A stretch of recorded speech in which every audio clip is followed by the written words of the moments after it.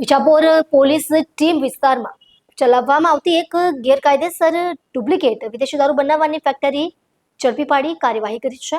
આ કાર્યવાહી દરમિયાન નકલી દારૂ બનાવવા માટેના સાધનો અને માલ સામાન સહિત કુલ ₹9,43,000 મૂલ્યનો મુદ્દામાલ જપ્ત કરવામાં આવ્યો છે। સાથે પકડાયેલ ઇસમને પાસા હેઠળ અમદાવાદ મધ્યસ્થ જેલ મોકલવામાં આવ્યો છે।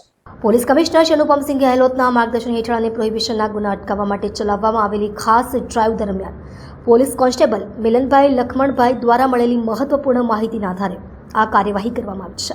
પોલીસ ટીમને કાર્યવાહી દરમિયાન ડુપ્લિકેટ દારૂ બનાવવાના સાધનો, ઇંગ્લિશ દારૂની 150 કાચની બાટલીને બૂચ મારવાનું હેન્ડમેકર પ્રેશર મશીન, 120 લીટર બનાવટી ઇંગ્લિશ દારૂ બનાવવાનું કેમિકલ્સ, એક 4વ્હીલર ગાડી અને 6 મોબાઈલ ફોન મળી કુલ ₹9,43,000નો મુદ્દામાલ જપ્ત કર્યો છે।